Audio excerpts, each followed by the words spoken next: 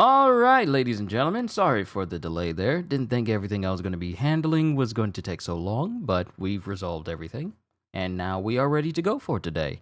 I've been busy, being excited for, the Kill the Justice League stream I'm going to have tomorrow. Can't wait to play that. And, dealing with reading the 16th volume of Sakamoto Days, which is just phenomenal, by the way. And also preparing to do this. Juke, it is good to see you, my friend. Ogata, it is good to see you as well. Hi, hello, how are ya? It is time to get started for yet another One Piece reflection stream, where, well, it's probably best if you see my face when I say this. Yo, peoples! Kyushu92 here, and welcome to my One Piece reflection stream, where, for those who don't know, at the end of every month, we have a big old discussion about all the chapters we get within a month. We got 3 chapters of One Piece in the month of September, where a lot of stuff happened. The first chapter we got in September was by far one of the biggest impactful chapters we've ever had for One Piece. And then the final chapter we got for this month pretty much just fully introduces us into the brand new Elbaf arc. An arc that many of us have been looking forward to since we first learned about Elbaf. Especially, and that was increased even further when we saw a little bit of Elbaf during Big Mom's backstory, when she was only 3 years old. So, today we're going to be going through all of those chapters, and we're going to talk about it, and also talk about where the story of One Piece is going to go. To be quite honest, we already know where it's going to go, at least for the current arc. We're going to be spending a lot of time in Elbaf right now. But let's go ahead and get started with the first chapter we got in September. I got chat off to the side so I can see what you guys are saying, so that way I don't have to flip-flop between it. So the first chapter, also Ravi, hi, hello, and how are you? It is good to see you. So the first chapter we got was What Death Means, which was chapter 1125. Now, in this specific chapter, we saw something extraordinary.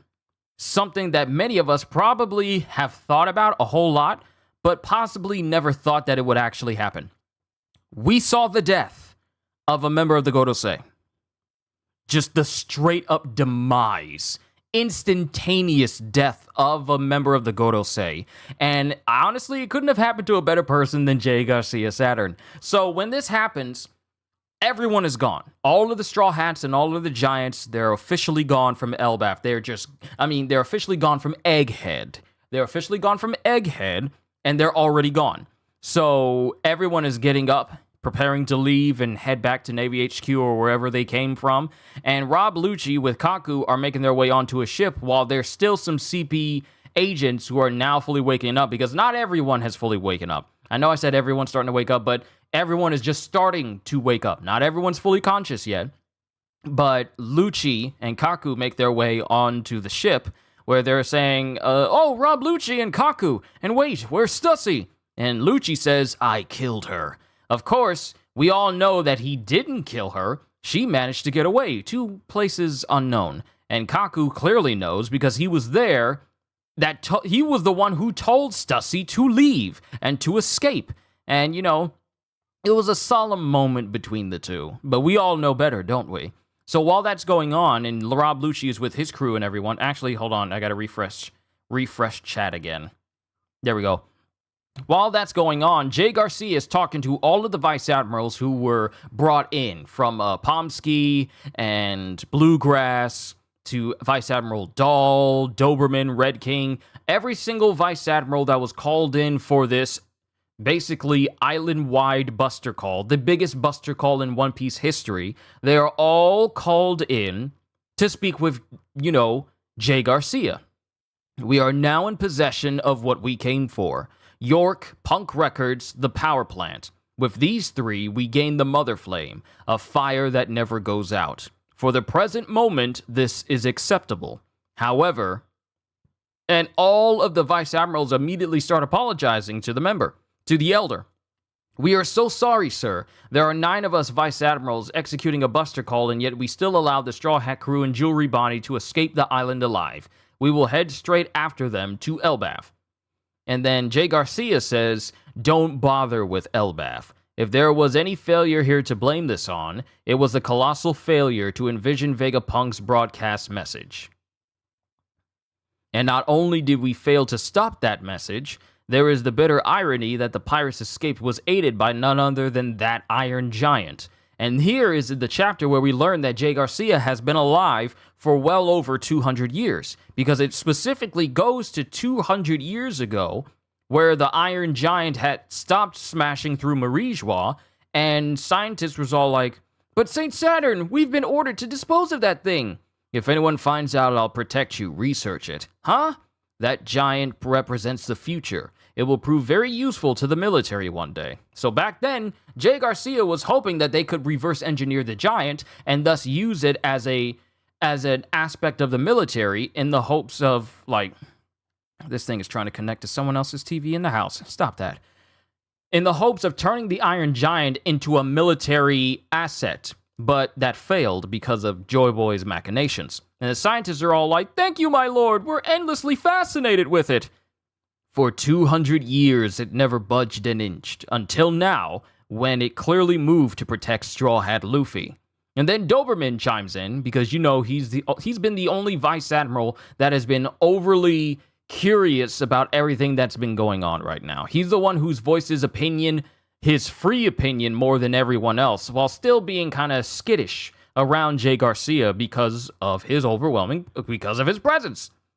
Saint Saturn, I ask you this as a soldier in service to the government. If you consider that a failure, would that suggest that Vegapunk's statement was true? And in that instance, Jay Garcia just completely knocks out, heavily injures Doberman just by glancing at him. That same aspect of his power that has allowed him to injure people by just merely looking at him, he basically does that to Doberman and sends him flying through the door of his room on the ship that he's on. He just sends him straight through the wall. He just sends him straight through the doors with blunt force trauma. And then we had the other Vice Admiral going, "Vice Admiral Doberman!" And then he's calling for, "Get the medical team, Vice Admiral." Then it shows Punk Records as clouds start to form more and more within Punk Records. And York notices this and notices that the cloud plant has completely gone out of control, slowly but surely pushing Punk Records into the sky. So instead of it being three things that they got their hands on, now all they have their hands on is York and the Mother Flame. York and the power plant. That's it. They pretty much lost Punk Records. They can't get access to it. However, York would still be connected to it simply because, you know, she has an unlimited range connection, as do all the other elements of Vegapunk as well. But we'll talk about that in a minute. So while this is going on, Punk Records is starting to... Well, it's not really just Punk Records itself. It's the entirety of the Labo phase. So York takes her big old cannon and she shoots where the clouds are being, like, created, and it winds up separating Punk Records from the Labo phase. So essentially, they have like the big laboratories on the Labo phase. They have that, but they pretty much lost physical access to Punk Records as it starts to flow into the sky. And this is all because of Edison, who is still very much alive and has caused this whole thing to happen. But now, Punk Records has gone into the sky where really no one can get to it. Then we cut to Marijois, where all of the celestial dragons are wondering, like, the world may sink under the sea, but that shouldn't matter to the Holy Land. Where is Akainu? How will he make good for his failure with Kuma? It's not enough food! Duh! I requested beef for dinner, chef. What is this? What is this fish for? Forgive me, my lord, we've run out of... I've never been so humiliated! Because of the food shortage that's happening in Marijois right now, basically all of the celestial dragons are being forced to eat food that they really don't want to eat. And mind you, this is a situation that many, if not all, celestial dragons have ever faced, where they can't get what they want, which is something that they've literally been raised up to believe the entirety of their lives. So now they're in a situation where they literally can't say, go get me this, and it'll just be brought to them. Now a lot of the foods that they want to eat is no longer there, simply because the revolutionaries have pretty much destroyed their entire food supply. And now that they're being forced to eat foods they don't want, they're taking it out on people who really are just there doing their jobs, for the most part. And then we have another going, we have a serious food shortage. Would you believe that yesterday I was forced to forego one of my meals and a snack? What? It's a prisoner's diet. It's famine. We'll all starve. But whoever's in charge of food, put whoever's in charge of food to death. It's mismanagement. If there is no punishment, the lower classes will think this laziness is acceptable. And here we have all the celestial dragons who are not familiar with the concept of not having. They've lived their entire lives where their entire existence was just catered to. The most high sedity of the high sedity, where they just snap their fingers. And then they would get whatever they wanted. Food, riches, fun, people. They snapped their fingers and they would take it. If you had a wife, if she looked beautiful, haha, I want her to be one of my wives. Absolutely, sir. We'll retrieve her immediately. And if you protested, you would probably get shot on the spot, as it was the case when this man and this couple was forced in that situation during the Sabaody arc when St. Charlos was first introduced. CDs, good to see you, and Roland V-Dub, good to see you as well. So now we have the Celestial Dragons in a position where they truly cannot get what they want because what they want has been destroyed. So now they're facing possible starvation. Now they're facing lack. They don't know what lack is. All they know is like gimme. That's all they know. And then they get. They don't understand not getting. We got to be talking about the Celestial Dragons. Exactly, we are.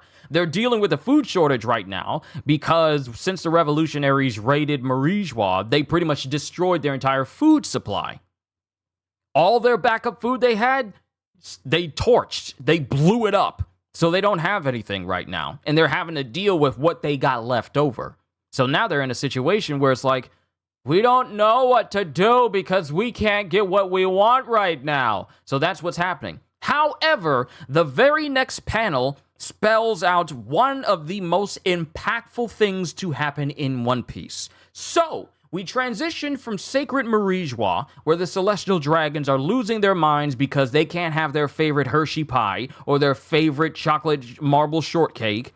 We cut to the Chamber of Power, where all of the elders, except for Saturn, are currently residing because Saturn is still over on Egghead right now. And then we get the man himself, the leader of the Holy Knights of Marijois. We get Saint Figurlan Garling, who walks in, who's no longer wearing his Holy Knight garb that we initially saw him in, but is now wearing a nice single-colored dress suit, walking in. And all the elders are all like, what do you think you're doing here, Garling? Because the elders just see Garling as someone beneath them, even though, Garling is also a celestial dragon as well. Since they're the elders, they see him as beneath him. So they're all like, what do you think you're doing here, Garling?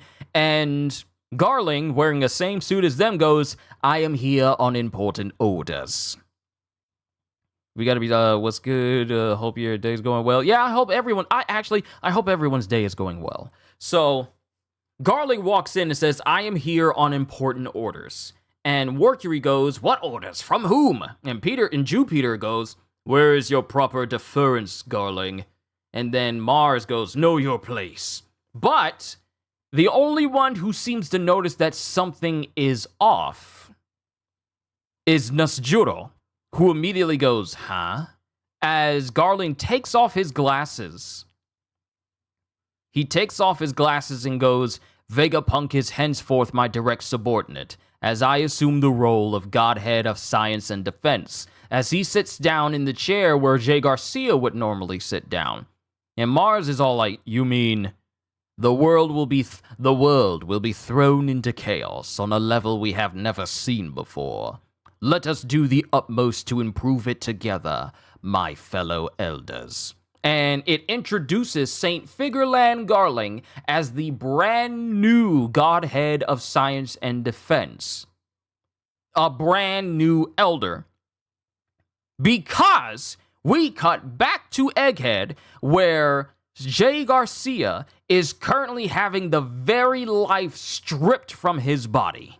He's screaming out in pain. None of the vice admirals know what's going on with him. You see this black smoke and just this smoke just erupting from all around him and just leaching off of his body, choking on the very air that he's breathing.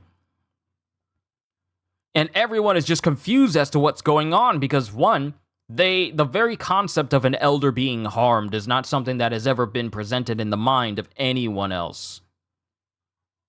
Gotta say, that was a hard flex. It really is. You realize how big you can flex where you just get told by Im-sama, that you're the new Godhead of Science and Defense. Take your place among the elders. And you don't tell the other elders until you just walk into the room and sit down in front of them and say, like, I'm now the new Godhead of Science and Defense. I'm here on orders higher than you. And you just walk in and sit down like it ain't nothing? That's got to be the hardest flex in front of the elders I have ever seen in One Piece.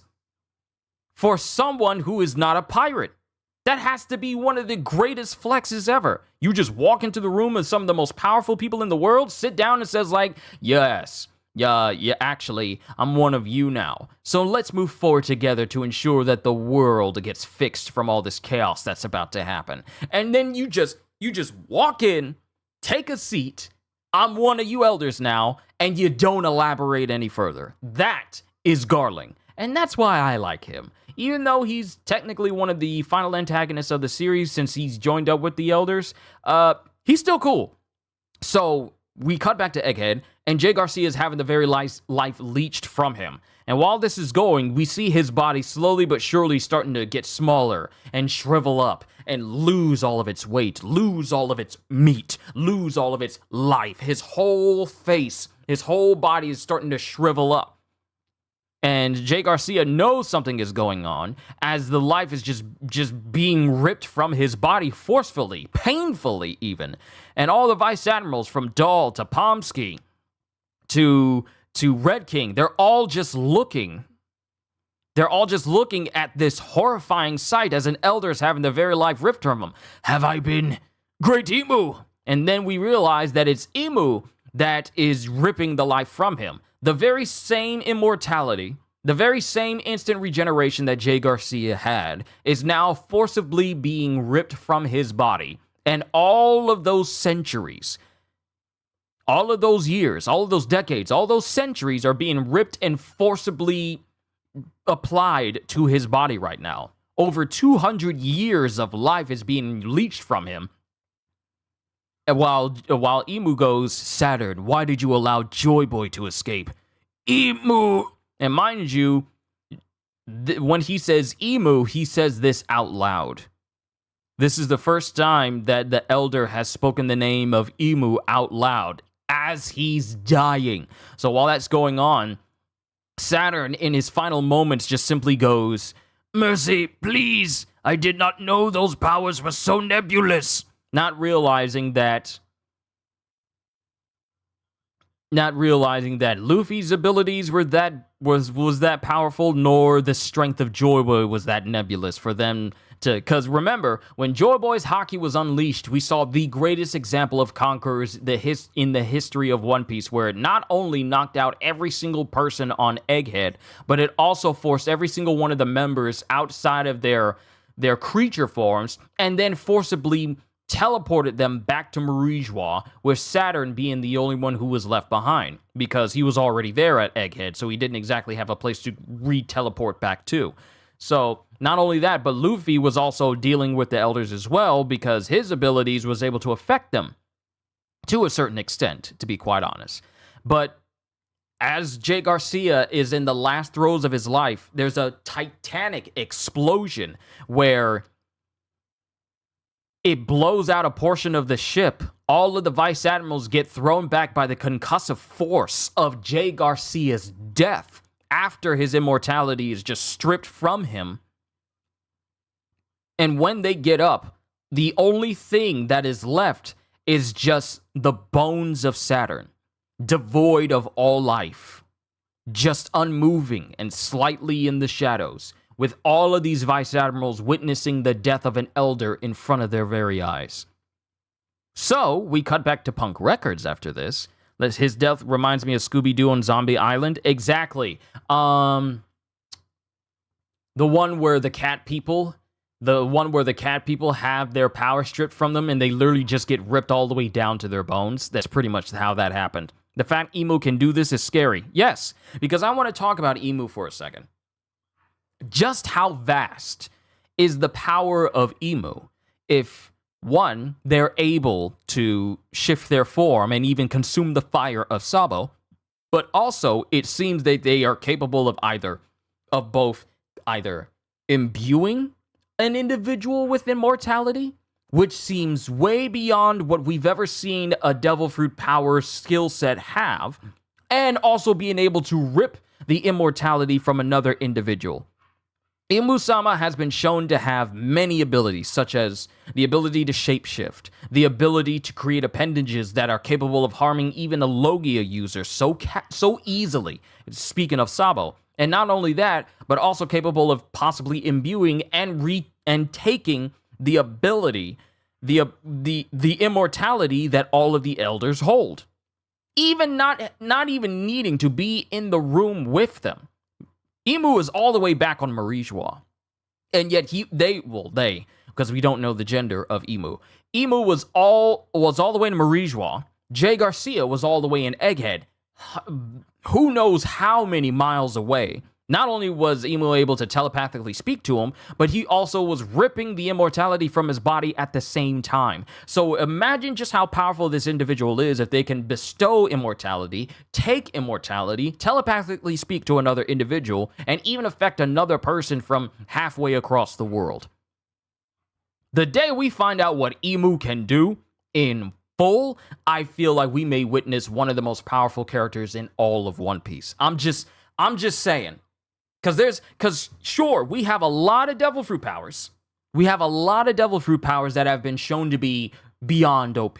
Like the Hito Hito no Mi Marunika, and the Gura Gura no Mi, and the Yami Yami no Mi, and what's another one? I want to say Bonnie's Age Fruit. That's another one that's on the list as well. The Fish Fruit has proven to be an incredibly powerful Devil Fruit. The Op Fruit with the literal eternal youth surgery that can render someone immortal. These are a lot of fruits in the world of One Piece that are considered to be very, very busted. Yet I feel like what Emu can do is beyond just your average Devil Fruit power. Because though mythical Zoan types tend to have the type of powers that can allow them supernatural abilities, I feel like with Emu, the ability to telepathically speak to someone, to turn into the shadow creature that can take whatever form they want, and be able to bestow and take literal eternal life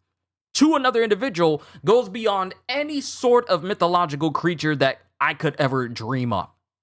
Now, I'm only just saying this from pure conjecture, but Emu may be one of the most, if not the most busted person in all of One Piece if they've lived this long, and they have all of this power, and we don't even know what the limits are. Let me see. Kuma has an overpowered Devil Fruit as well. Being able to take the pain out of an individual, being able to basically repel in and everything with just a mere touch of the hand, and that includes tangible and intangible objects. Also being able to displace yourself and other people in a bubble that allows them to travel vast distances with incredible speed. Being able to create a literal air nuclear bomb just by pressing the air together and then shooting it forward and allowing it to explode. There are some very, very powerful Devil Fruits in the world of One Piece. But with Emu, I feel like it may go beyond that.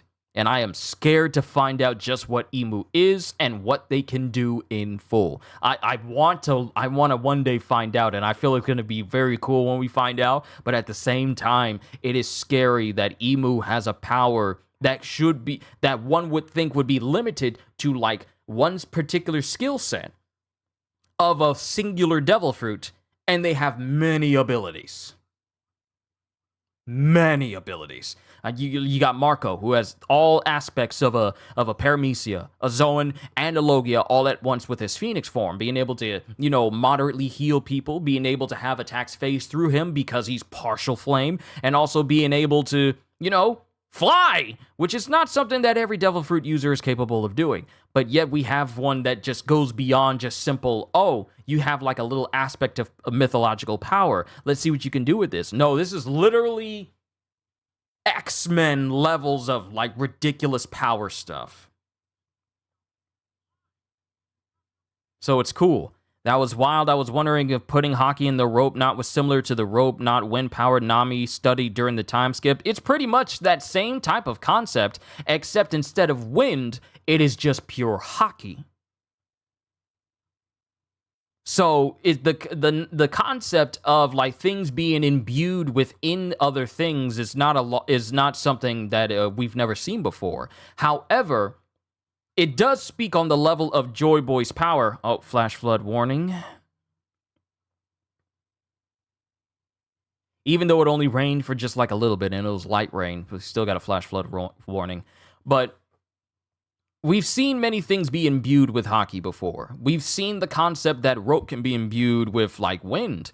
And back then, none of us really thought that, okay, if wind can be imbued in rope, how many other things can be imbued in rope? Then when we got the larger scope of what hockey can do, and the concept of imbuement with hockey, none of us really put two and two together when it came to the thought of, okay, if rope can be imbued with things, and hockey can be imbued into things, what if you combine the two? And then you have Oda saying like, haha, here you go. And it also and it's also a concept that gets revealed along with the strength of Joy Boy's hockey, no less. So now it's just making me think, what other concepts have we been seeing in One Piece that have existed that is probably going to have a much bigger influence in the future because Oda just loves his foreshadowing? He's been doing this since the beginning of the series. He's been foreshadowing just the strength of everyone, and I just consider it amazing. But let's get back to the chapter, because we're not even done with 1125 yet. So, Punk Records is rising into the air, and we get all of the aspects of Vegapunk who are still very much alive within Punk Records, such as Shaka, Atlas, Pythagoras, and Edison. He's physically there, but everyone else is there, So we got just Shaka, Atlas, and Pythagoras. York is not there with them, and of course we no longer have the original Stella, and Edison is the only physical aspect of Vegapunk that is still there in Punk Records with, York down below. And they're talking about, like, so we weren't able to steal the Labo phase. Darn it, York blocked us. Our mental waves will reach anywhere, though. York still has access here.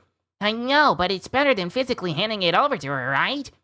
Let's work together to manage this genius brain until the day humanity can wrangle it themselves. That will take 500 years. Did you make this island Clouds the floating type? Of course. As far as the world knows, Vegapunk is dead. Now we can tour the globe at our leisure. But we don't have any funds or material, so we can't invent or develop anything. Hey, that's what friends are for. And then it shows Edison putting different parts of the different aspects of Vegapunk onto his body, where he's created a new body, using the arm of Atlas, the arm of Pythagoras, and the body of Shaka, while he has his, little Edison head on top. And then they also make sure, everyone makes sure that they get rid of all of York's extra parts, because, she was a traitor. We don't need to have extra parts of her, because up here with the Vegapunk with Punk Records is a big old massive surplus of replacement parts for all of the satellites. So while that's going on, Edison calls up Weatheria, and yeah, Weatheria, he calls them going, hello, Weatheria? This is Vegapunk. Huh? What do you want? I thought you were dead. And then we cut to the Kamabaka Queendom, where all of the revolutionaries are taking in all of the information that Vegapunk has just told everyone. Because the message is far over, it's done, but now, since everyone's been listening in, the revolutionaries are pretty much making sure that they take down everything that Vegapunk has said. Because Vegapunk has told everyone, hey, the world is sinking because of the use of ancient weapons.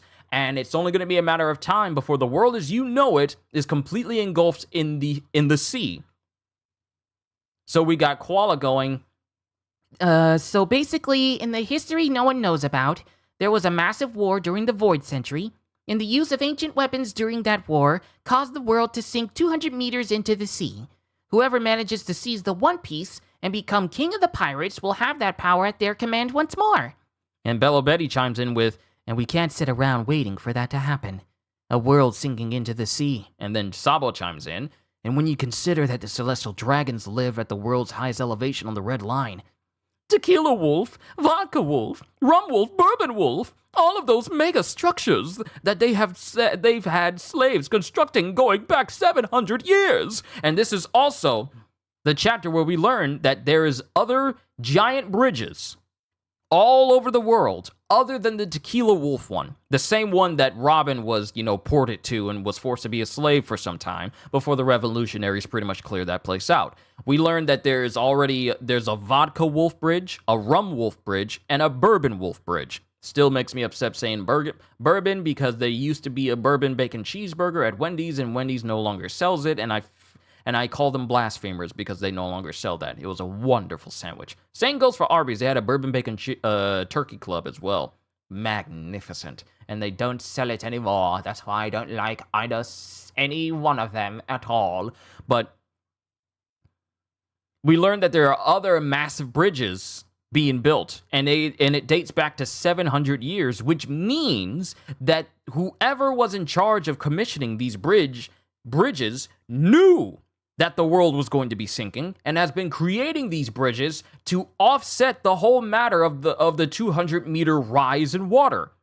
So they've had these bridges built so that they can still get across the world once it gets flooded. So the question is, who commissioned these? Who commissioned for these bridges to be built? Because whoever commissioned for them to be built knew exactly that the world was going to be sinking. And that, because you don't just build bridges for no reason. Now I'm craving for some Wendy's. I've already had a homemade steak bowl with rice and Mexican corn and a little bit of Chipotle ranch that goes with it as well. I'm good on food. I'm good for right now. It was a big bowl of food. It was magnificent. Magnificent. Let me see. Garling is strong as it is being the now former leader of the Holy Knights. The fact he could potentially have the regeneration we saw the Gorosei have is scary. See, that's the thing. We don't even know if he has the same thing of immortality to go with the elders. If anything, I wouldn't be surprised if he's the only one that doesn't have immortality simply because he's just that strong. Because even Dragon was, cautious with saying well, things are going to get serious because the Holy Knights are going to get dispatched. Not only that, but Garling has already cemented himself as a very strong individual due to his actions at the God Valley incident. The champion of God Valley. An incident that saw both Roger and Garp in that same place at the same time. So I have no doubts that Garling is incredibly strong. Now, since he is the second swordsman to be on the team of the Elders, I wonder how his strength stacks up against Nosjuro, because Nosjuro is using a Kitetsu, possibly the very first Kitetsu, given how his clash between Zoro on Egghead went down. But we'll just have to wait and see once Garling actually unsheaths his sword. We'll just have to see. And another scary thing is the fact that he's the only member of the Holy Knights that we've actively seen. Remember, there's an order of Holy Knights. He's the leader, and yet he's the only person from that group that we've seen. So it's not just him. So that's another thing to keep in mind. Not only is he the Godhead, the Godhead of science and defense, but he's also still the leader of the Holy Knights. And if he's not, then that must mean there must be a second in command who's running it right now, along with the rest of the group. And we have yet to see them. So I can't wait to see more from Marie-Joie as we move into this Elbaf arc. But continuing, Yeah, Dragon was worried about the Holy Knights. He was cautious, saying like, whatever we're doing, we need to be careful because the Holy Knights will certainly be let loose due to our actions. So we must move with caution. If Dragon is cautious about a group, you need to be cautious about the group. I'm just saying. So going forward, all of these things now hold a new meaning. And this is Karasu, and then we have Lindbergh. He just had to go and say it. And then Morley's all like, oh no. And then Dragon ends the chapter going, the problem, Vegapunk, is that not everyone who believes your warning is going to prepare for this looming disaster peacefully.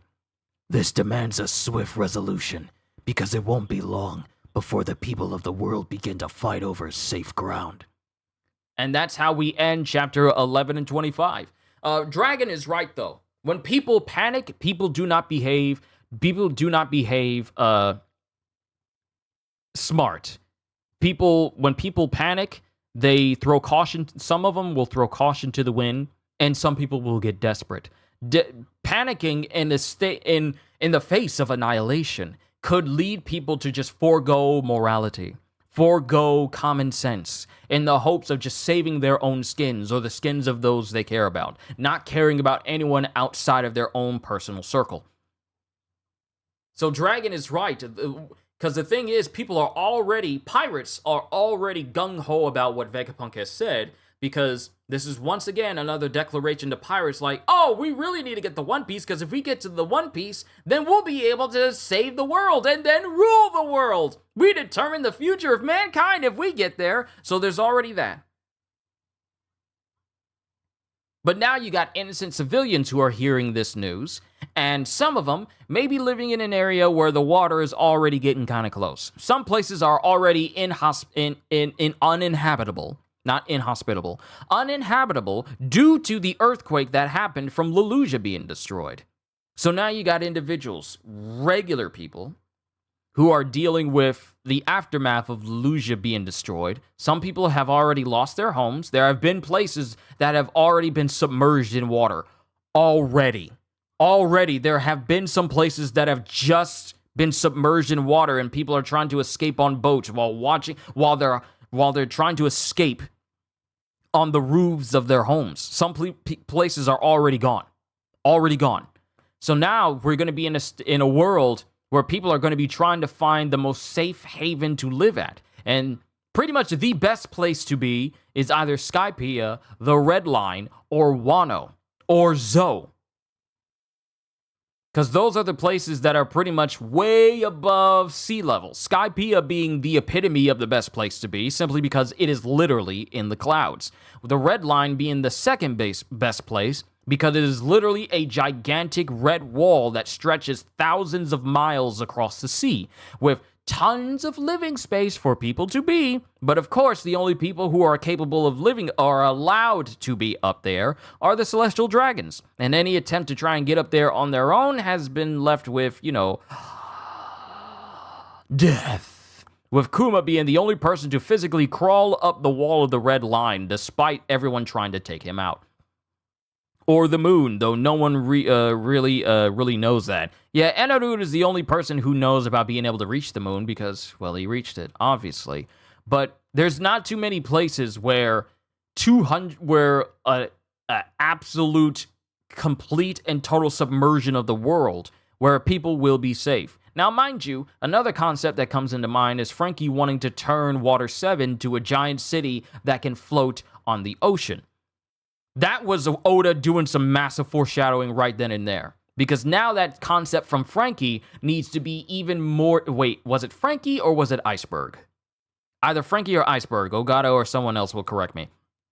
So now that idea is far more important with the whole news of like, oh, the whole world is going to be submerged. So it's one thing to be told, hey, the abolition of the 7 warlords. Okay. That happened. Then you hear like the revolutionaries assaulting Marijois. Oh no, that happened. Then you hear that Luffy has beaten Kaido and 2 emperors of the sea have been deposed and defeated. Status unknown.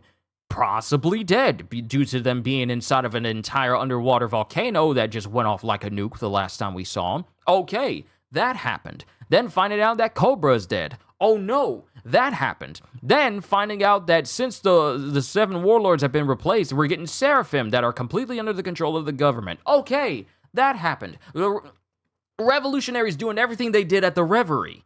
I know I probably said that already, but I'm just crossing all my T's and dotting all my I's. Everything that's been happening has just been one insane news moment over and over and over and over and over again. And now you get Vegapunk, who broadcasts to the entire world. No filter, no way for the Godosei to have tried to cover it up, let alone stop the entire thing before too much was said, because we already had the words Void Century set out in the open. We already had the name Joy Boy set out in the open. 2 names that are capable of making people suddenly you see them today and then you never see them again for the rest of your life because they are just wiped from existence. Iceberg said it. I googled it just to be sure. I'm so glad I mentioned Iceberg. I'm so glad I mentioned it. It was in my mind. So now you get all these crazy things said by Vegapunk that actually make sense to people who pay attention. So now you got the whole world not only concerned with everything that just happened at the Reverie not too long ago, it's still fresh in everyone's minds. A lot can happen within a week, but people are not going to forget every single thing that happens from a week prior. So all this goes down. Then you get told the world is going to sink into the sea. And the only person that's going to be able to determine the fate of the world is going to be the one who finds the One Piece. And then you tell them, like, oh, Roger and his crew, they knew about it. And now you're all like, oh, no, this sensitive information is in the hands of Pirates Navy. What are you going to do? Now the Navy wants to find the One Piece so they can be the one to determine the future of the world. Now pirates want to find the One Piece so they can determine the future of the world. Utter chaos is about to happen, all because of speeches. If you thought the world of One Piece was already chaotic with what happened at the Reverie, Vegapunk just made it 10 times worse. Because now the big looming thing that's going to be over everyone's head is, okay, we need to make sure we're safe and also make sure pirates don't get their hands on the One Piece so that the world isn't ruled by them. And now you got the Navy already making moves because Akainu's done. He's had enough. He's already telling everyone, mobilize all the Seraphim. Get everyone out there right now. I'm done dealing with these pirates. Let's go ahead and just take them down now. All of the Navy is mobilizing right now, and the world which was already in the midst of chaos, is about to go directly into even deeper levels of chaos. Havoc from Mortal Kombat 1 would love this situation right now. There's so much chaos going on, and I haven't even started the second chapter that we got in September. Chapter 1126, Settling the Score. So here, we have the Straw Hat crew and the Giants, who are presently just having a big old massive party. And everyone's drinking, of course. Of course, one giant warns them that it's called absinthe. And even Sanji and Zoro are like, this stuff is strong. And we get the drink. The Navy might raid Whole Cake Island first. Bro, Ogata, we are probably going to be seeing some moves from the Navy that we haven't seen before. And we still don't know the outcome of the fight between Ryokugyu and Fujitora. Because Fujitora is one of the most morally driven admirals to ever exist within One Piece. Even more so than Kuzan, because he, like I said, they were butting heads because Fujitora helped some slaves escape during the revolutionaries' strike on Marijua. So who knows where his place in all things are? And I'm pretty sure he's still going to be an admiral, but Akainu is probably going to be frustrated with him doing things that makes the admirals look bad, because in Akainu's eyes, admirals should be like a believers in absolute justice or do what is necessary to bring down pirates and not upset the status quo. Just like, oh, if they're slaves and they need to remain that way for the sake of the celestial dragons, just do your job and don't deviate. Fujitora's the type of person who was all like, I don't care about my job. These people deserve to be free. He seems like the one person that would purposefully oppose the Navy on the sly, but make sure no one else could notice. So we still got that whole matter all together. But I feel like the Navy is probably going to be making some major moves that we've never seen them make, especially with Akainu at the head. This dude is fight first, kill first, and then wonder if we should bother asking questions later. So him mobilizing everyone and getting them out there feels like we could see a probably stronger Navy presence within all of these different nations and islands, more so than we ever did with Kong and Sengoku at the helm. But that's just me. That's just me. So, the Straw Hat crew is partying with all the giants, Oimo, Kashi, Dori, Bragi, everyone else. And they're drinking, and one giant says, it's called absence. This spirit is known as the Green Fairy. It can make you hallucinate, so watch out. Gya, ga, ga, ga, ga, ga. So while that's going down, everyone's partying. Robin's having a good time. She's eating some food. Luffy's jumping around with gigantic slabs of meat. Brook is having a good time playing music. Sanji and Usopp having fun. Chopper and Frankie are having fun. Zoro's having fun. One of the few times we see Zoro genuinely smiling because he's having a good time. Bonnie spending time with her father. Kuma just smiling while they're on the deck of the ship. And she's just happy. She's just happy to be where her dad is, which is a very, very wholesome moment during this entire chapter. And they're saying, the horizon at sea! And then it cuts to 1 month earlier, literally 1 month earlier, at the island of Gartel in the New World, an incident occurred. Because we go back a ways when Bartolomeo burned the flag of Shanks and decided to put Luffy's flag up instead. And mind you, this is before Luffy was recognized as an emperor. This was before he had officially defeated Kaido. And Bartolomeo pretty much put a target on his back by burning flags in Shanks' own territory. Now, this whole matter was brought up beforehand, but we never got to see the resolution to that.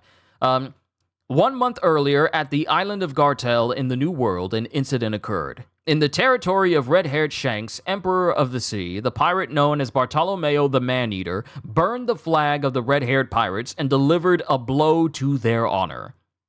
And then it cuts to that time after the explanation, that 1 month earlier, where Bartolomeo is knelt down in front of Shanks, Hongo, Lucky Roo, Ben Beckerman, everyone of Shanks' crew, and he's knelt down, and Bartolomeo has been beaten badly. And Bartolomeo is going, I'm sorry for what I've done. I wasn't thinking about none of that when I did this. It was a stupid, ignorant thing I did. And all the townspeople are just muttering and murmuring while he's pleading towards Shanks. And Shanks doesn't say anything. What's funny is that Shanks doesn't say anything at all during this whole encounter until the very end. So Hongo gets down and goes, this is a bottle of deadly poison. You need to go and make Straw Hat Luffy take this within the next month. Huh? It causes excruciating pain, massive hemorrhaging, and ultimately death. Your boss has to pay for your crimes. And then we have Gambini, who goes, why would Mr. Luffy have to do that? And Bartolomeo, being the big, massive Luffy fanboy that he is, takes the poison and completely chugs it. No, boss! Don't drink it, boss! It'll kill you! You're gonna spit up blood and die!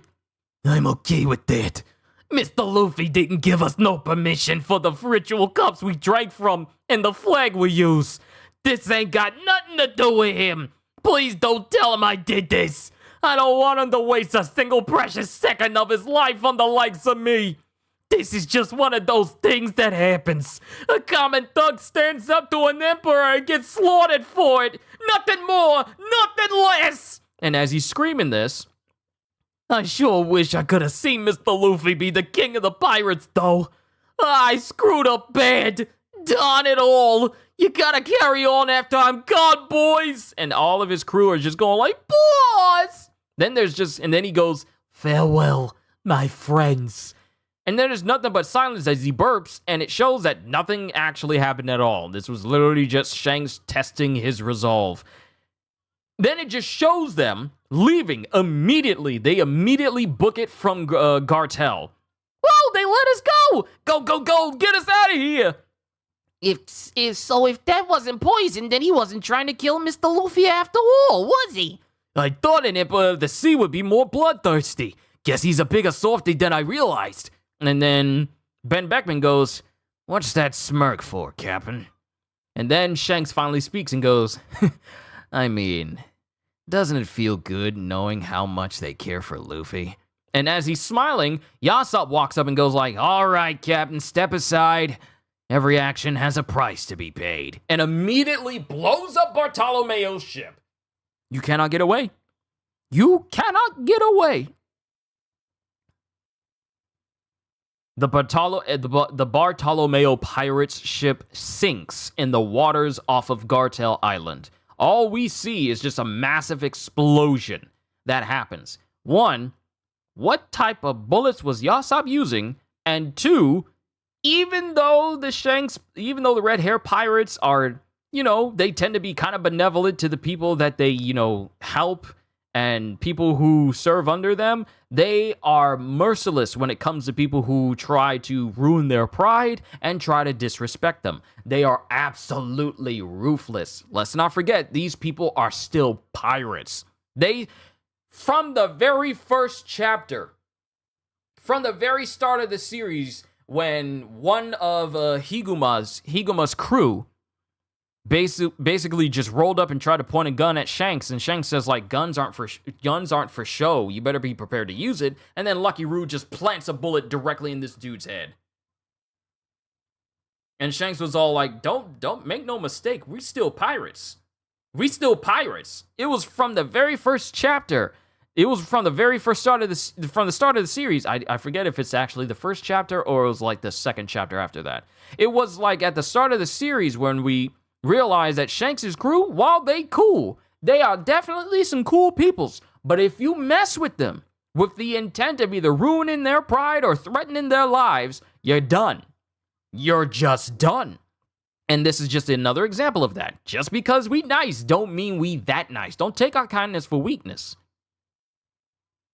And it just says the Bartolomeo pirate ship sinks in the waters off of Gartel Island. Status unknown. Now, let me see what you guys have said. Yep, chapter 1. Okay, I knew. Let's see. Also, let's see. Whole Cake is literally the place in the New World that has been invaded the most, I think. Yeah, so many people have just ransacked the Whole Cake Island. If it wasn't like Mad Monk Urouge, then it was a Straw Hat crew trying to get Sanji back, and then after that, it was the Blackbeard pirates making their way on there. It's like Whole Cake Island just can't catch a break.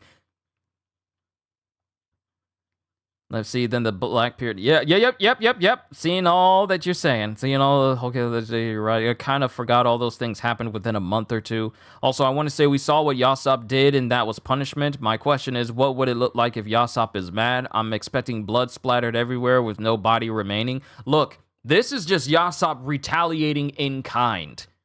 This is just Yasopp kindly saying, like, hey, every action has a price to pay. Even though we cool, you still came up and tried to burn our flag in our territory, being disrespectful. Disobedient kids get whoopings. And that whooping just happened to be Yasopp blowing up their entire ship with them still on it. That's a punishment. Wonder if he did a fuse of Bullet and Hockey together. I don't know. That makes me wonder, would that truly be the case? We know Ben Beckman can do it. If he's capable of threatening Kizaru, then that must mean he's able to use Hockey. And if he's capable of threatening Kizaru with a gun, then it must mean that Ben Beckman is capable of using infusion as well. But I don't know if we've ever seen an example of a Hockey infusion towards bullets that can cause the bullets to explode to that great degree. Now, mind you, I'm pretty sure we really haven't seen everything that Hockey can do. We've seen multiple upon multiple of different examples of Hockey infusion, both internal and external, and being able to Conqueror's Hockey infusion, and Observation Hockey, and Future Sight, and Future Killing, which is what Shanks is pretty much the only person who can do in the series thus far. But I feel like even after seeing all of these different examples of what Hockey can do, from armament to observation to conquerors, I feel like we still haven't seen the upper limits of it. And that's scary to me, Because we've seen an absolutely colossal amount of examples of just how strong hockey can be. From Whitebeard to Luffy to Big Mom to Kaido to recently Garp, and most recently Joy Boy's Conquerors that is so strong it can be felt across the world to someone like Emu and even knock out Vice Admirals, which is something that we've never seen before. So I am also excited to see just how far hockey can go. I would love to get a backstory of when hockey was first introduced into the world. The concept of hockey, the very nature of the force. I mean, hockey. Conquerors, observation, the very first observation user, the very first armament user, the very first conquerors user. I would love for Oda to just go knee deep into the history of it. Because I feel like Oda has yet to show us what hockey truly is and just how strong it can be. Kaido already gave us a tease. Law already gave us an example that even devil fruit effects on the body can be completely nullified if your hockey is strong enough. And Kaido saying like only hockey can transcend all, which means that if your hockey is strong enough, it can transcend even the nature of devil fruit powers. Even those that are mythical and supernatural and basically just reality warping in nature. If your hockey is strong enough, you can just straight up nullify powers. We saw an example where the most powerful paramecia that exists in the world, Gura Gura, was completely nullified with a combination of Kizaru, Akainu, and Kuzan back during the Marineford War. A power that was capable of destroying the world was stopped by the combination of three people's hockey. That was already an example right there. So I cannot wait to see what Oda's going to show us for this brand new arc in Elbaf, because I feel like we're going to learn something new for powers, not just lore and exposition, but I feel like when it comes to powers, we're probably going to see even some more ridiculous powers show up, and I can't wait for it. So, also, thank you for subscribing, X Edits. Thank you. Welcome and welcome. Van Auger better not mess with Yasop. Sorry, I burped there. My apologies. He could have infused the bullet with hockey. Thanks for subscribing. We also seen hockey infusion in Accord from Emmett. Yep. Because that was Joe Boy. I believe we will. Yeah, I feel like we will as well. I feel like we were going to see some ridiculous levels of hockey control, hockey output, and hockey utilization with numerous applications to it as well, aside from what we've already seen. Maybe that's just me being hopeful, but I honestly feel we have not seen the absolute height of hockey at all.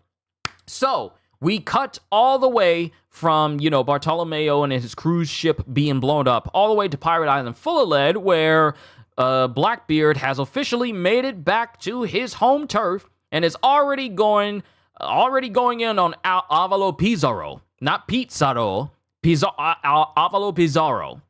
I'm probably going to call him just Pizarro from here on in because I've been saying his name wrong. I've been saying his name wrong this whole time. But he's there going, you heard about how the whole world is about to get in on the act, didn't you? The poneglyphs ain't just the knowledge of the underworld anymore. The four emperors are about to have a full-scale scramble for the stones. Even the government and navy are getting involved. You can't win if you don't take them seriously. And one thing I've noticed about Blackbeard's speech is that he's the only one that says ye. Instead of you, he says ye. Ye, like Davy Jones. You can't win if you don't take them seriously. Like, even the government and navy are getting involved. You can't win if you don't take them seriously. And the key piece to all of that is Kobe. So how'd you let him get away? And Avalo is pleading because Blackbeard is very capable of killing him. I'm sorry, Teach, I'm sorry. Give me a minute and I'll tell you the story. So first things first, we also let Moria get away. And it looks like Avalo's getting beat up inside of the main mountain while, San Juan Wolf is helping repair the city down below, but he's doing more damage because when he leans over, he's knocking other buildings over. Where did this store go again? Move to the left! Your butt broke one! And then there's pirates who are really trying to get Blackbeard's attention, going, Commodore, we're ready to go at a moment's notice. We know you'll be the man who claims the One Piece, Blackbeard. Conquer the world for us. And everyone's ready. Everyone's ready to try and, get in on the action of Blackbeard going after the One Piece as a whole. So now we get the rest of the Blackbeard crew who are now in the room with Blackbeard.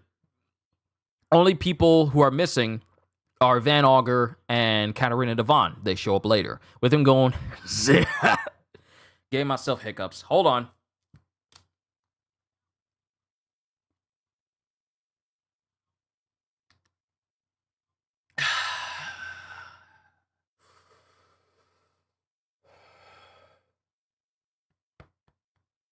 And he goes,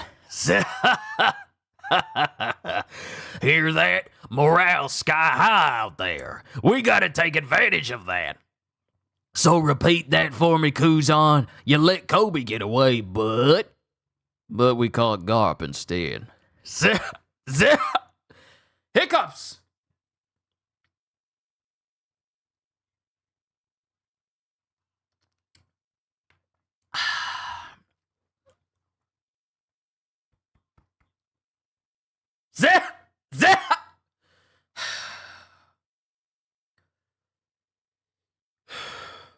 These hiccups, whenever I want to really do these laughs, they mess me up so much. I can't even do it!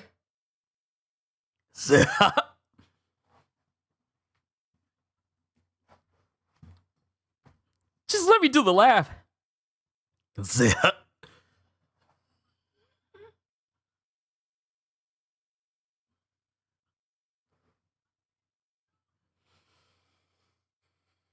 Yup. Y'all are experiencing this live. I can't even do Blackbeard's laugh without going into hiccups.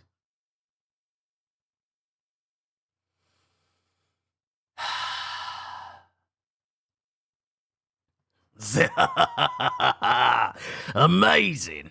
Yeah, CT just an upgrade in the end. Though, to be honest, I thought I killed him, but he ended up alive instead. It's a heck of a feat, Kuzan. Who else could possibly take him down? It took all of us together, and we just barely managed. And then we have Jesus Burgess chiming in. The wind's in our favor now. We try to get hiccups again in the middle of the laugh. And we've got the three-eyed girl on top of that. Hey, patch me into Lafitte. And then he pulls over Pudding, because Pudding is the three-eyed girl there. So then we cut to Lafitte.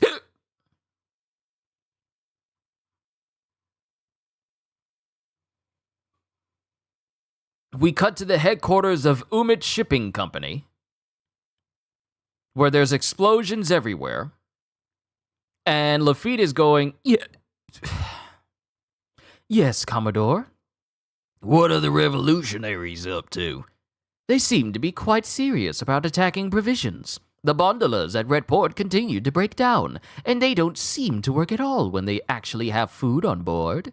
It's bad enough that food shipments have been cut off from many countries, but even when the Navy secures a route, the gondolas crash. If we end up with any of those celestial dragons actually starving, then we'll really be living in unprecedented times. I love it. I'm not going to force it. Well, stop enjoying the show and get to prepping. Already on top of it. Then it cuts to Katarina Devon and company, who have officially made it back to Hachinosu, Island Full of Lead, or Beehive, Pirate Island Beehive, whichever name you want to go to. Let's just call it Pirate Island. Made it back to Pirate Island with Caribou as well. And yeah, you know what? I'm reading through the whole chapter, so let me just surmise everything that's going on. Katarina Devon gets back, along with Van Augur, and of course, Caribou. Caribou, being the big old massive fanboy he is of Blackbeard, is so happy to be there that he's just wailing and screaming that he gets to be there in front of the all-powerful Blackbeard. And Katarina's all like, oh, would you shut up already? So, and then Blackbeard goes, is that the guy you brought? And Van Augur goes, yep. And then we cut to 2 days have suddenly passed. 2 whole days have suddenly passed, and the giants are still sailing. 2 days have passed since leaving Egghead, and even the giant pirate ship, the Great Eric, has yet to reach Elbaf. For a very particular reason. So, the thing that happened is, everyone got stone cold drunk and woke up 2 days later. Everyone. And they're just sailing out. They're just sailing, and they haven't made it to Elbaf because they've just been sailing aimlessly through the seas. So, not only that, but the Sunny is missing as well. We gotta get that ship. We can't go back to Elbaf without it. I wonder if it got chomped to bits by a fish. It's not funny this time. You've seen how big they are around here, because all the fishes are very large, even in comparison to the Great Eric. There are still some giant fishes and sea kings around.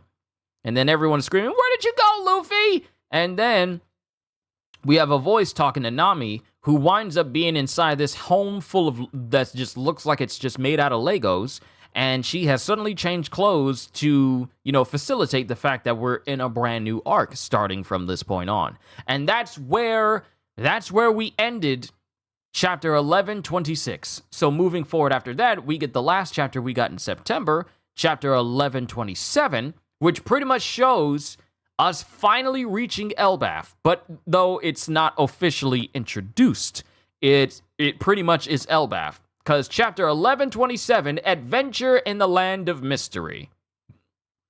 Actually, did I even say the name of the last chapter?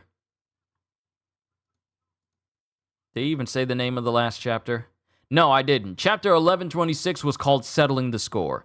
The last chapter we got in September is Adventure in the Land of Mystery. So, we begin with a whole bunch of giants saying, like, there's a fire, put it out with spring water. What does that smell? Is it from the forest? If it spreads to Yggdrasil, the world tree, then our country is finished. We should report to the sun god. And then it cuts to giant bees, where these giants are walking around saying, like, clearly there's some funny business afoot. There's no reason the stingmores would have fallen from the sky otherwise.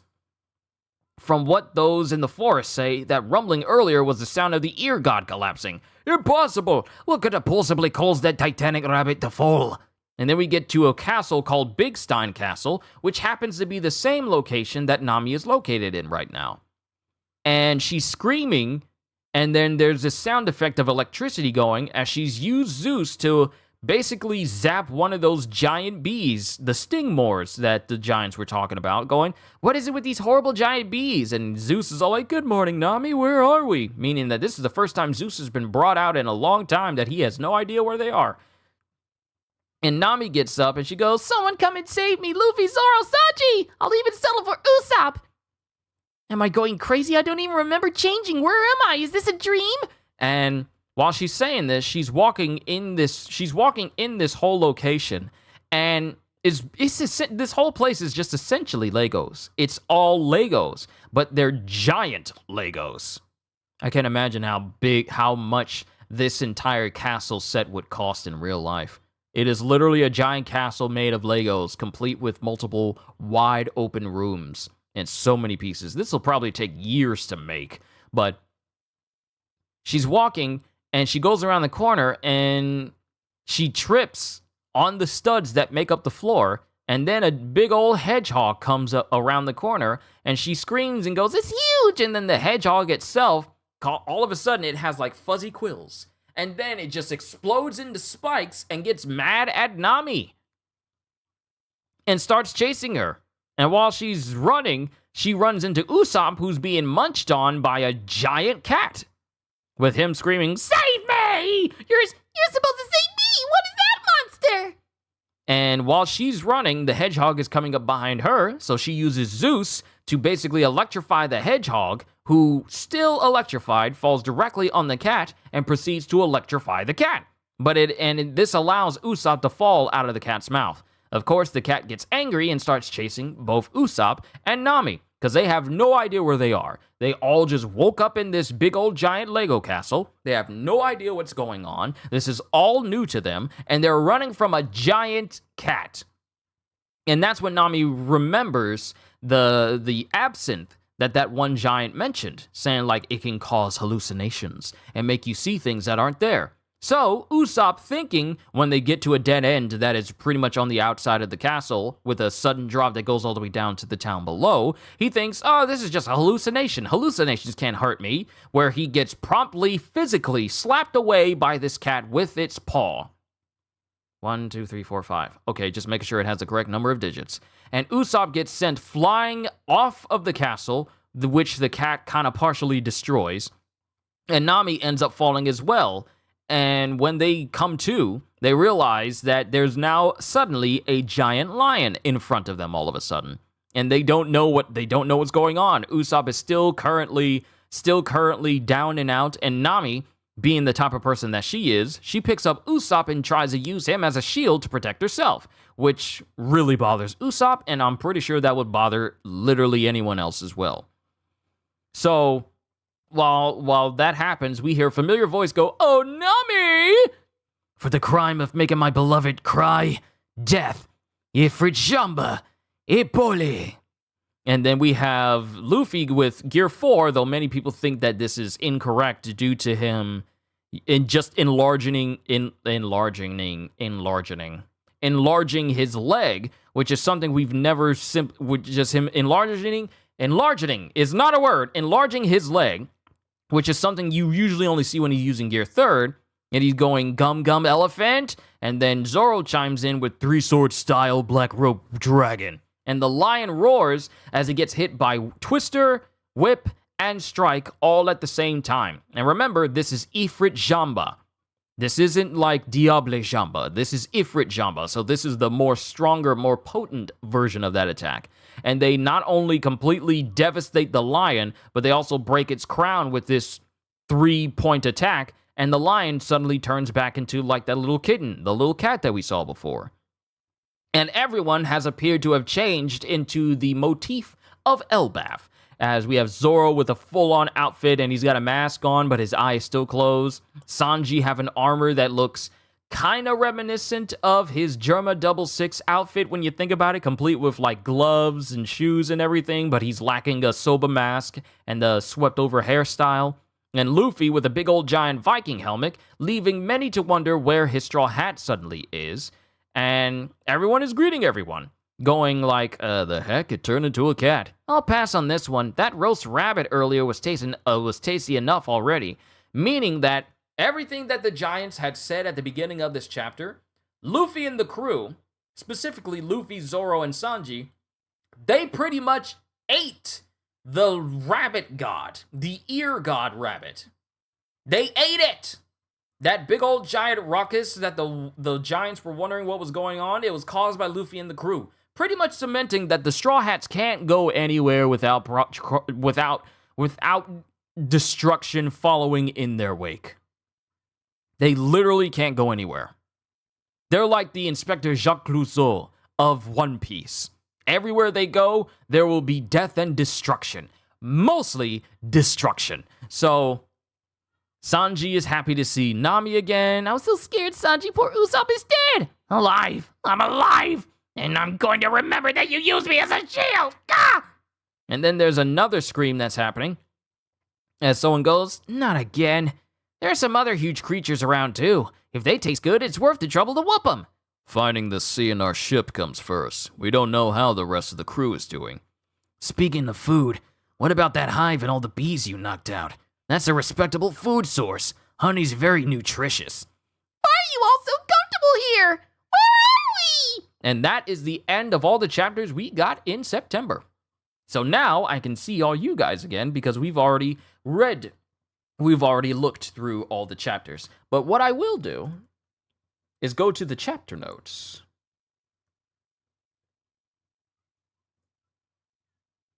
go to the chapter notes of chapter 1125 all the way to 1127 and see all the important notes that we've gone over as well. So, in chapter 1125, the chapter notes we got are Lucci tells his subordinates that he killed Stussy. It is revealed that Saturn has been alive for at least over 200 years. Saturn was the one responsible for impeding Emmett's disposal 200 years ago, as he intended to repurpose it into a military asset for the world government, as I said before. And here's the thing, I haven't looked at these chapter notes when these chapters came out at all. I used to do that a whole lot, but I haven't looked at it, so this is just reaffirming what I had said earlier. Marie-Joie's food shortage starts deeply affecting the world nobles. Good. Figurland Garling is appointed as a new member of the Five Elders, replacing Saturn as the warrior god or godhead of science and defense. For allowing Luffy's escape, Saturn has his immortality seemingly stripped away by Imu as punishment, leaving only his own lifeless skeleton behind. Edison is revealed to have survived and steals away Punk Records from York through a copious amounts of island clouds from the Cloud Plant. York shoots down the connection between Punk Records and the Lobo phase to prevent the latter from drifting away as well. Shaka, Pythagoras, and Atlas's consciousness now inhabit Edison's body, which has been rebuilt with spare parts from the destroyed satellites. Atlas suggests disposing of the spare York parts in the spare parts room of Punk Records. The combined Vegapunk Edison contacts Herodus of Weatheria, whose name escaped me even then when I was reading through the chapter. Herodus, which is basically the old guy that was looking after Nami and teaching her the ways of weather when she was in Weatheria when Kuma sent her there. Despite losing Punk Records, York can still remotely access its contents according to Pythagoras. According to Shaka, it will take around 500 years for Punk Records to be accessible by humanity. The Revolutionary Army intends to make a move. Ivankov reveals there are 3 other megastructures similar to Tequila Wolf: Vodka Wolf, Rum Wolf, and Bourbon Wolf. And basically, Dragon believes the world will soon enter into conflict over habitable land. And chapter 1125 officially marks the last chapter of the Egghead arc. So that's the significance of chapter 1125. It is the final chapter of the Egghead arc. So chapters 1126 and 27 are the chapters that pretty much start the Elbaf arc. So if we go down to the chapter notes for chapter 1126, this is shorter. It is revealed that Oimo and Kashi had traveled to Little Garden at some point after leaving Water 7 to see their captains, temporarily putting a stop to their duel so they could return to Elbaf for Dorian Bragi to secure new weapons. The Red Hair Pirates defeat the Barto Club at Gartel Island. Yasop destroys the Going Luffy Senpai, leaving the fate of the crew unknown. Blackbeard returns to Hachinosu. It is revealed that Gekko Moria successfully escaped. Garp is revealed to be alive, but captured by the Blackbeard Pirates, because Garp is built different. Lafitte is currently on a mission at the Umit Shipping Company headquarters. Now, if I go over to Umit Shipping, it is a maritime transportation company presided by the underworld emperor Umit. And if I pull up Umit, he was an individual that was present at the tea party of Big Mom.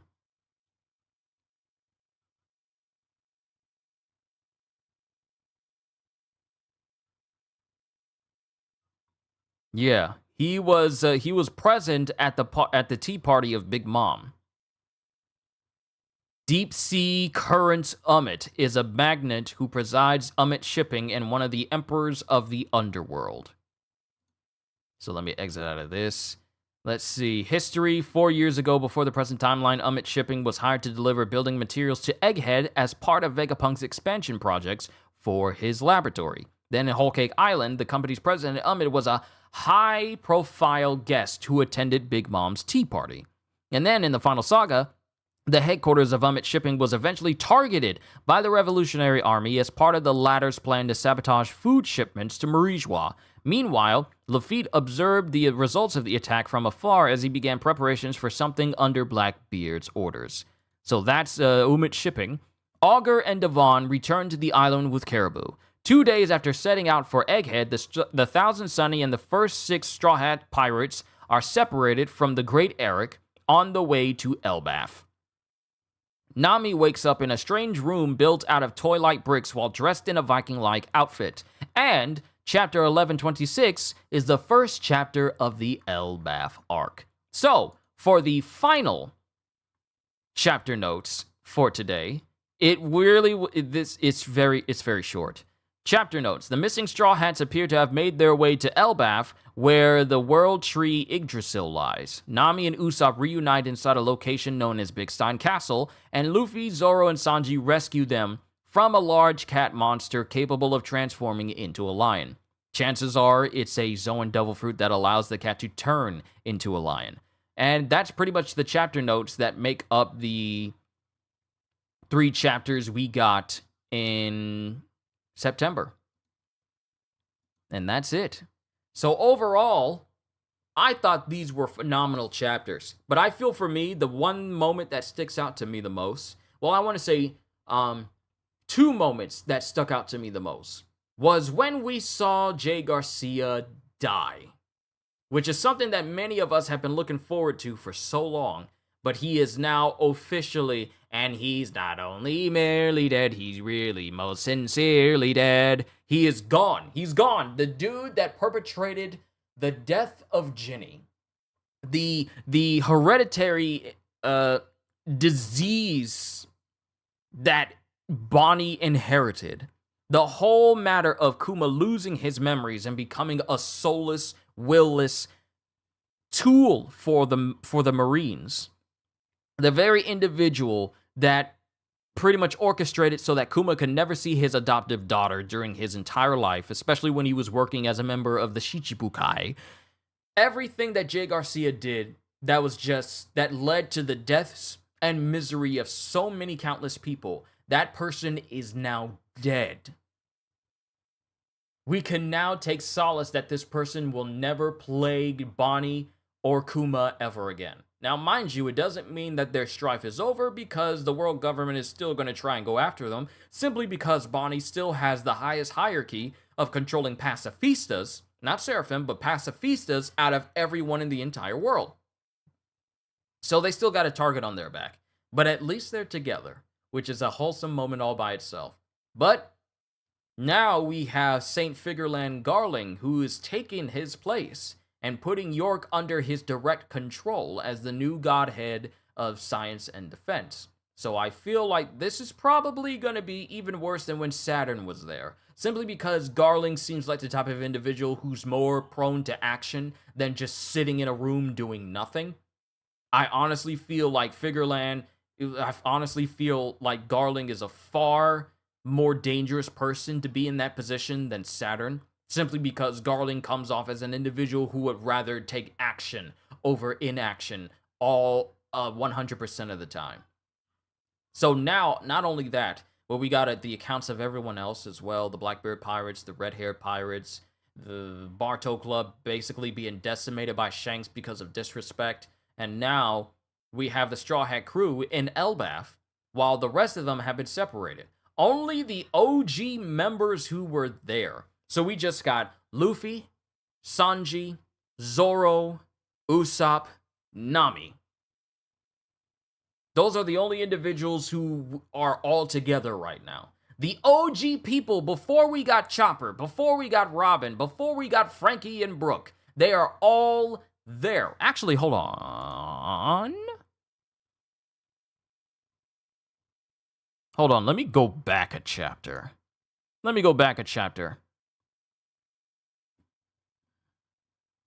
Yeah, Brooke, Jinbei, Frankie, Robin.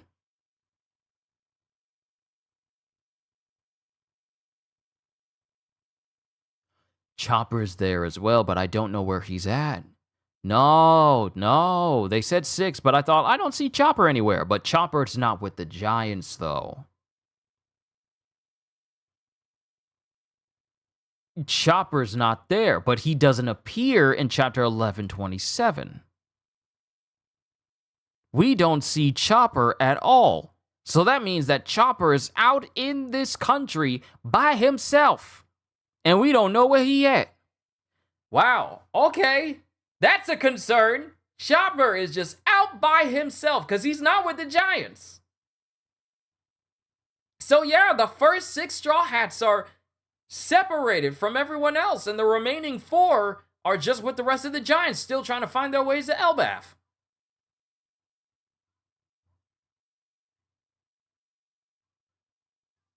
He's probably at the ship like in Skypiea, maybe, but we don't see him in chapter 1126.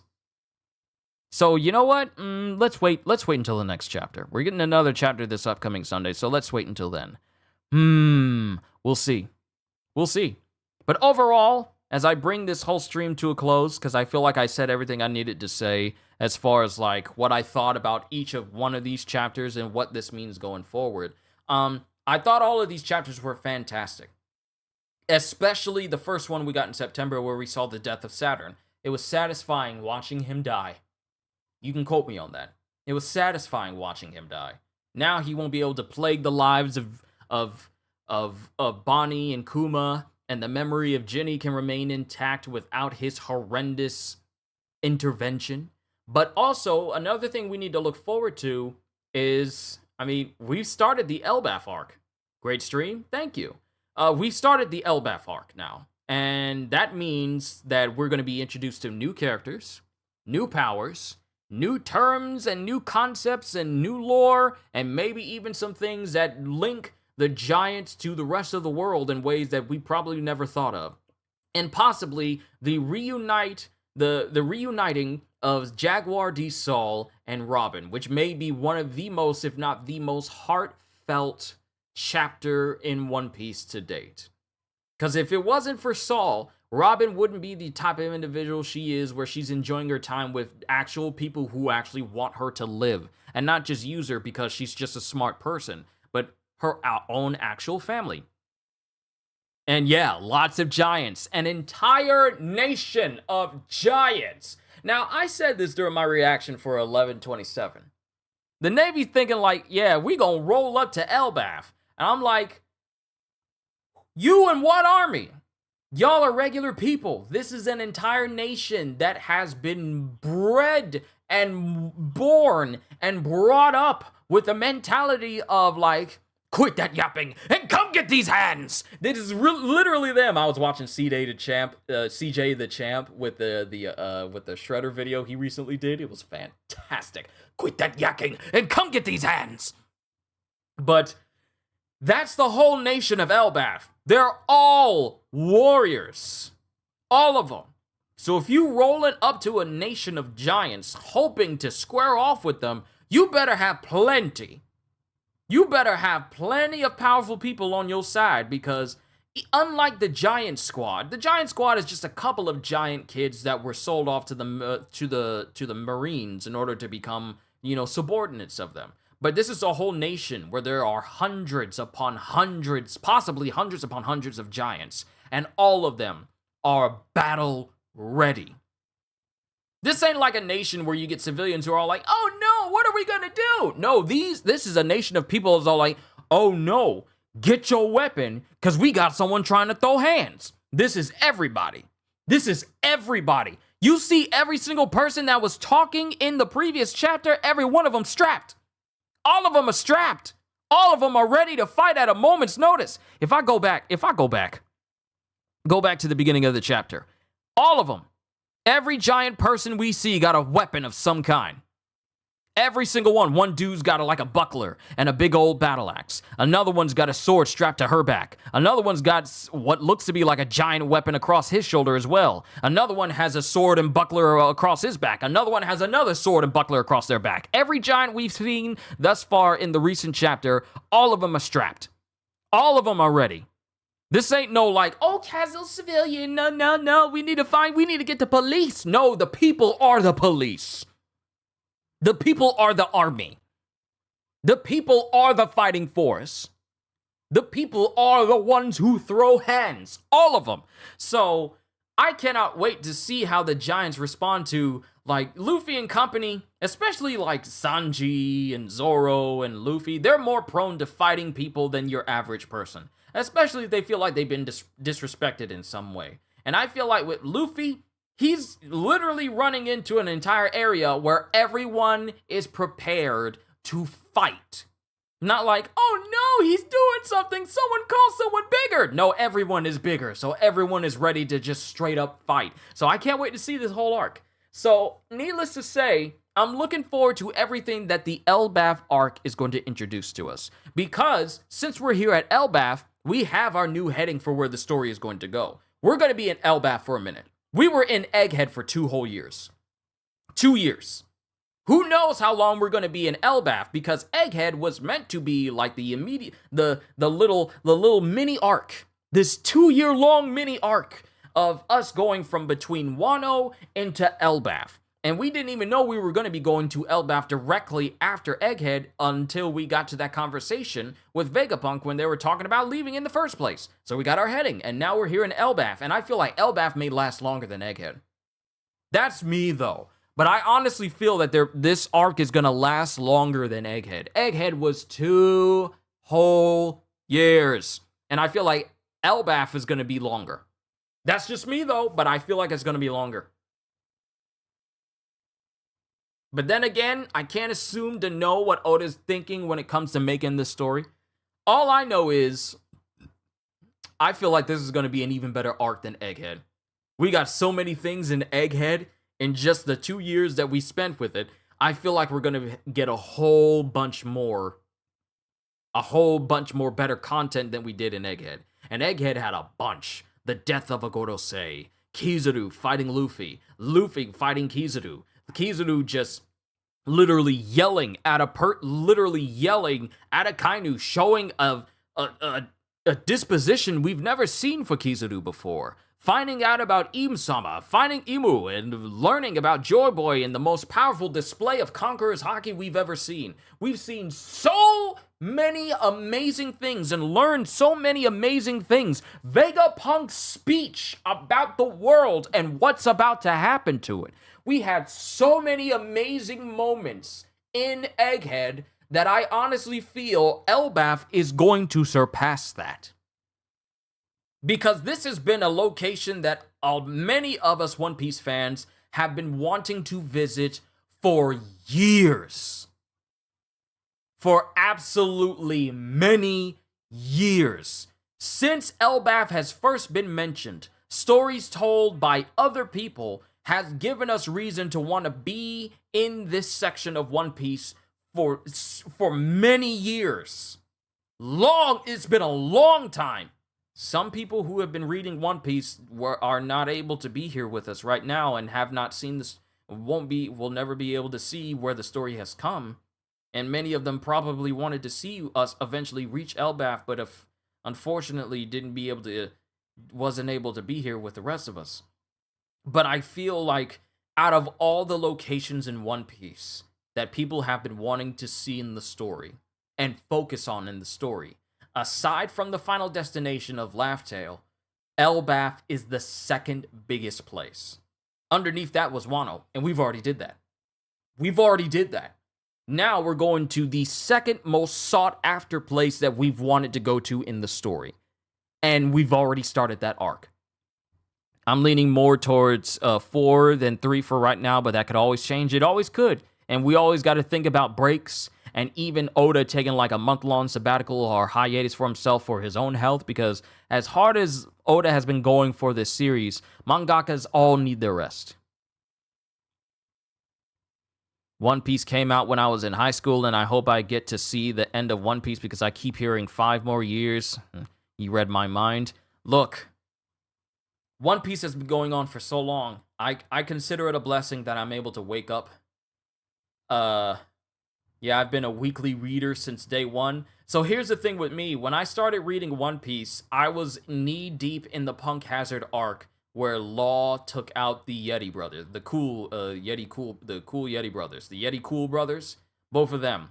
And I didn't bother reading the story from the beginning because I was all like, well, this is far along. So when I did my read-through of reading through every single volume of One Piece until I fully caught up to where I left off with the series, then I can say, like, yeah, I've been with One Piece ever since I started watching it with 4Kids. Yes, I know it's the 4Kids version of One Piece, but it was my introduction to the series, and I've loved the series ever since. Even though the 4Kids version of the show was absolutely horrendous. I loved One Piece just from that show. So when I started watching the Funimation episodes and the Funimation dub of that, Colleen Clinkenbeard and Chris Sabat and all these different people who voice these characters, I'm like, yeah, this is One Piece, and I absolutely love this series now. So I've been with One Piece for several years, even before I started doing reactions to it. I've been into One Piece, checking it out, since before I worked at my first job in Best Buy back in 2011. And I was reading it then. Then I had coworkers who were really into One Piece as well, and so we would always come together during work days, and I would meet them out on the floor, and we would talk about One Piece on the floor, even though I shouldn't have been out there talking to them about it. But good times. I've been with One Piece ever since, and it's really one of the reasons why half of my channel, a good portion of my channel really, is as big as it is, and it helped my channel take off for like a good amount near the beginning, and it's just been helping this channel ever since. But it's amazing just how far the story of One Piece has gone. And I have to say that you can't find many people that can release chapters that somehow get better and better. And you would think that there would be a limit to how good a chapter could find itself, yet Oda keeps coming up with ways that make the chapters not only make sense, but also makes chapters previously infinitesimally better. Well, chapters that came before, chapters that come after. I'm trying to find the right words. Oda's the only person that I know among many mangakas, but he comes as a big example where he can make a chapter that is better than the last and continuously do that. Not just to the point where it's all like, oh wow, there's no way this chapter can get even more insane than that. I lost my mind when I read the ultimate chapter, when we found out the bounties of all of the 4 emperors of the sea, from Roger's former bounty to Whitebeard's bounty to all of the then current 4 emperors, from Kaido, Big Mom, Shanks, and Blackbeard, learning about their bounties. It was just absolutely insane learning about the God Valley incident. I had no idea that we could reach even more insane levels of chapters way later on when we got to Wano, way later on when we got to Egghead. And it's just crazy how Oda actually has a balance when you think about it. He gives us some mind-blowing chapters and then lets us calm down with seemingly less mind-blowing chapters, but are still good chapters at the same time. And then he pulls us right back into the mind-blowing chapters again. So he knows how to let people calm down for just like a short moment and then blow their minds with another chapter again.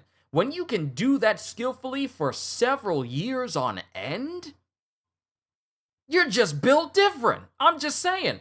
I've read a lot of manga. My Hero, Jujutsu, Sakamoto Days, and a little bit of different types of manga beforehand. But One Piece is the only one where I can vehemently say and wholeheartedly say that it continues to surprise me. I don't find a single chapter where it's just straight up predictable to me. Some people may find some chapters where it seems a little bit predictable, but then Oda just decides to throw a curveball at the last second, and it's all like, oh wait, I thought it was going this way, but then it turns out to be something completely different.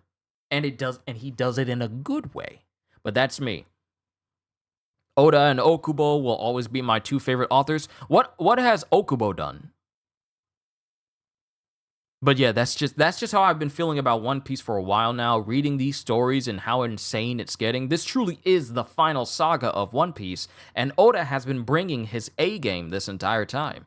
And I have to say, I consider myself blessed that I can wake up on a day when a One Piece chapter is coming out, and I get to read it to all of you, and we all get to enjoy it. There's not a single day that goes by where Soul Eater and Fire Force. Right. I literally just read through Fire Force, the entirety of Fire Force beforehand. I literally just read through all of it. But yeah, Okubo was really good. That whole thing about Fire Force near the end, the story of Fire Force, especially if you're an anime-only viewer, I am not going to say what I learned from the entirety of Fire Force after the second season end, but all I know is that I did not think that the story of Fire Force would go in that direction, and I thought that everything after that was just absolutely fantastic. But I'm excited. I'm incredibly excited for where Elbaf is going to take us. because it's been a long time coming. And out of all the locations in One Piece, this has been the one that we've wanted the most to visit. And now we are finally here. Ladies and gentlemen, welcome to the Elbaf arc, the land of the giants, the fables of One Piece, now made real. Be prepared, because I feel like Oda hasn't even scratched the surface of how much he's going to blow our minds for this particular arc. But other than that, I have nothing else to say. This was a 10 out of 10 for this entire month. Every chapter being better than the last. And I can't wait to see where the next chapter this upcoming Sunday is going to leave us. Ladies and gentlemen, you've been a wonderful audience. Thank you for taking the time to listen to me yap on for an hour and 40 minutes as I talk about one of my favorite series. You're such wonderful people to entertain and talk to and conversate with. It really is a joy to do this for all of you. All I can say to you as I rest before I prepare for a Suicide Squad session tomorrow with the newest update is thank you. Thank you for being here. I literally wouldn't be able to do what I do here without you. And I'm just honored that you guys are able to share this joy that I have of doing this job with basically everyone who shows up here. But you're so wonderful, and I just want to say this channel is pretty much nothing without you. And I just want to say thank you once again. I'm going to keep saying thank you, always. There's never going to be a day where I don't say it, because, yeah. With that being said, because I'll keep going, hope you all enjoyed. Can't wait to see you all in my next video. Like, comment, and subscribe if you haven't already, because I am always looking forward to entertaining you. So have a fantastic day, and once again, as always,